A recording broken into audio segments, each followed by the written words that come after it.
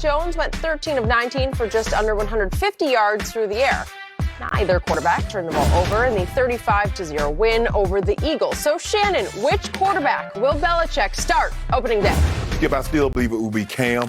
I'm sure Coach Belichick wished the Eagles had started their starting defense, but it looked like everybody that's going to be a starter, from Brandon Graham, Fletcher Cox, all those guys, none of those guys started.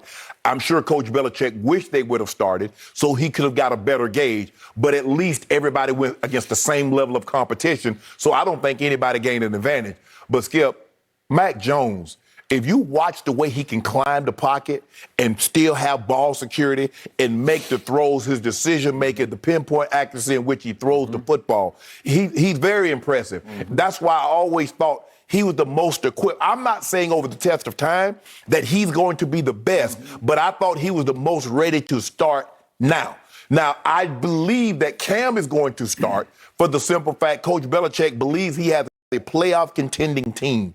And I believe Cam is going to start for that very reason. But Mac Jones is not making it easy on Cam. Cam, Skip, this is good. Look, I understand it's preseason, and I don't know, did they game plan this game, or are they going to do it game 3, Skip? Because everything is off. Normally we have 4 games, Skip. We know the third game is when everybody's going to play everybody.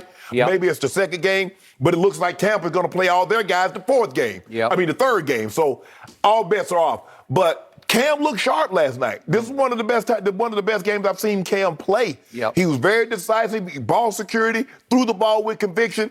But Mac Jones was impressive. And I'm not talking about the incompletion, but if you watch the way he climbed the pocket, the way he slides and shuffles while still protecting the football, that's a thing of beauty. He's not making it easy on Cam. Coach Belichick has a very tough decision to make, but I believe in the end, it'll be Cam Newton that starts week 1. Okay. And I told you yesterday, gut feeling, just going on my instincts, listening to that little voice in the back of my head, your man, Mac Jones, will be the opening day starter for the New England Patriots. I don't want to bet on it because I'm going on the deepest gut feeling, and it's against all odds right now because Cam played very well. He looked good, Skip. He threw it well. He threw it with velocity, and he threw it with accuracy. Right. It's never like the prettiest throw to watch, but it was right on the money all night long. He was 8 of 9 with a drop. And that kid, the safety, second-year safety who plays for Philadelphia, that Kevon Wallace, in their joint practices last week, started calling him check down king, trash talking him, check down king. In 2015, would anybody have called Cam Newton the check down king? Right. Would any second-year player have dared to trash talk Cam Newton in 2015 when he was running away with MVP and leading that team in Carolina to the Super Bowl? Correct. No, but it has come to this for Cam because he struggled last year, and there was a lot of check down Charlie in his game. But, Skip, that's the best thing because what Cam was starting to do was starting to force it and turn the ball over. And the one thing you know you can't do if you're the quarterback for Coach Belichick is turn it over. He'll snatch your you-know-what up out of there. Totally agree. So Cam was impressive, which put even more heat on the kid to come in, albeit against backups. I give you that. And why Nick Sirianni, the first year young coach of the Eagles, decided to go all back, I don't know. Maybe it's the third game because they do have an extra week in between. No. Maybe he's going to do it like that. Maybe the third game is now. I don't know. But that was the deal. Yes. So those are the cards got played. Mac Jones had the deal, had to play with. Cam is very good. I'm not going to go spectacular because he wasn't like bombs away, but he was picking them to pieces. Right. And all of a sudden, they're backed up against their goal line, and the kid gets thrown into the fire. And it gets all the way to 3rd and 13 at their 6-yard line, and Mac Jones has to drop back into his own end zone if we could see this play, and he had to read, and find somebody before he went down. Step, throw it. And he found N'Keal Harry, who has struggled but is starting to show some signs of coming alive. Oh, this is the bomb to N'Keal at the end of the half. And that's a pretty good throw that should have been caught. Am I right? And N'Keal got banged up on this play because he fell hard on his shoulder, but he seemed like he was okay. But again, that's the third deep ball I've seen this kid throw, and he has to kind of muscle it up to get it there. But did it get there? Yeah. Was it on target? Nikhil Harris Was it needed to bring that one catchable? down. Yeah, Yes. you got to catch it. Yes. Shannon Sharp puts that in his back pocket. Yeah, Am I right? I definitely would have caught that one. Okay, you definitely would have caught that one. So the kid winds up 13 of 19 for 146. There's no touchdowns, but no interceptions. Right. He threw one ball that was interceptable early when he was backed up against his goal line. And yet, all told, they're running it. They got a stable of running backs. Do they? And listen, That kid from Oklahoma?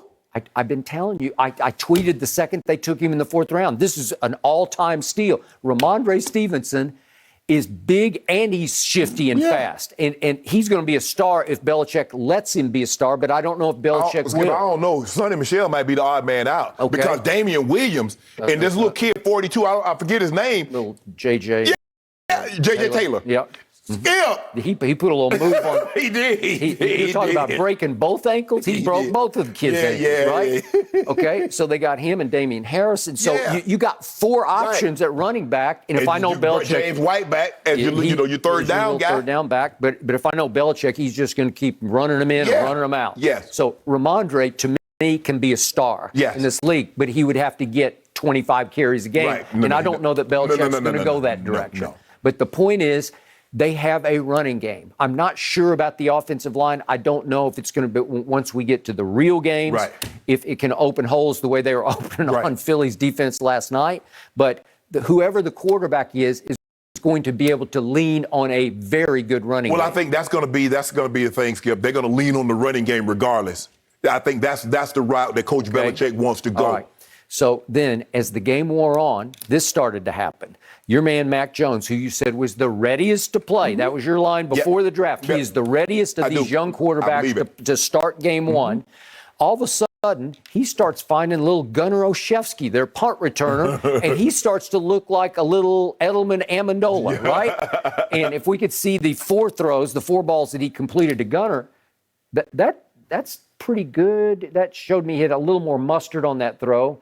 And then this is the one where he threw it. That had a little velocity on it that I didn't see in his first outing. What we call an over route. Look at step. Protect the ball. Got away. That was a really good throw. That might have been his best throw of the night, evading the rush. And then another one to little Gunnar, and Gunnar almost scored with it. But my point is, those passes go for 8, 17, 21, and 11 to little Gunnar, who for a while he got cut and was out of football. And now it looks like they got a little connection going. Right. So in the end, does Belichick, how comfortable do you think Belichick is with a Cam Newton who's not his guy? Cam was an MVP elsewhere for Carolina. Belichick can't take any credit for Cam Newton, but now he's got his quote-unquote. Because guess what? Nobody wanted Cam. I took him up off the scrap heap for $1 million, got him back for a second year for about $3-4 million with a bunch of incentives, and I'm going to go to the playoffs with this guy. Okay, but where would you get more credit? From stealing Mac Jones in the draft with the 15th overall pick and starting him in game 1 and getting him ready for game 4, which is October 3rd on a Sunday night at home against the GOAT. Skip, if you remember, Tom Brady returns. But think about this. Remember, Coach Belichick said he believed Tom was ready to play that second year. He believed he was ready, but he just did, but Drew, that's Drew. And, I thought we had a pretty good team. And so I went with the veteran. I believe those instincts, he will go with that again. At that point, Bill Belichick was actually fighting for his coaching life because he had flamed out and failed in Cleveland. He had losing seasons 4 out of 5 years in Cleveland, made the playoffs 1 time. Right.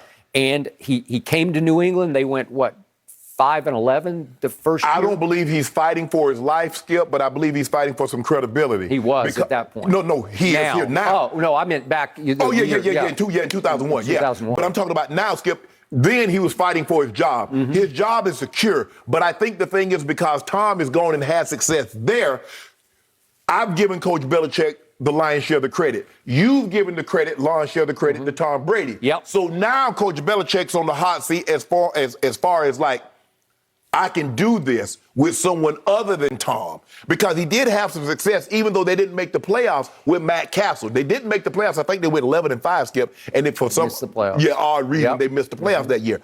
So Coach Belichick is going to have to show I can do this without a guy named Tom Brady. And so with that being said, I believe because Cam is the vet and he's played well. Skip, I'm not saying that Mac Jones hadn't played well, but If Cam had one little slip up, I think that would have been the opportunity. But I don't believe he's had that, and I believe he starts the season. I'm not saying he finishes the season, but I do believe he starts the season. To me, Mac Jones was made to play for Belichick because he's all business. He's no social media. Yeah. Cam, like LeBron, pretty much lives on social. Whatever he speaks his heart. He bears his soul on social media, and I just don't think Belichick loves that. And if you give Belichick an opening, if you give him 3 games, we'll see how Mac plays and Cam also in the 3rd game. But if Belichick thinks he's seen enough, I will not at all be surprised if he goes with Mac Jones in game number 1. Yeah, I would be surprised. I would be surprised. Even though you said he's the readiest to play. I do. Right? I do believe that. And here's the bottom line. If I am right about the long shot that Mac Jones starts game 1, what would that do to Cam Newton? Would he keep Cam as his quote-unquote backup quarterback, or would he just go with Brian Hoyer? That's why I believe Cam starts. Well, because if Cam's not your starter, you can't make Cam hold the clipboard. I don't think. Right. I mean, theoretically you could, but that's why another reason why I believe Cam Newton starts. Because then what? And are you comfortable if something Mac gets nicked? Are you comfortable with Brian Hoyer? Really? Brian Hoyer, look,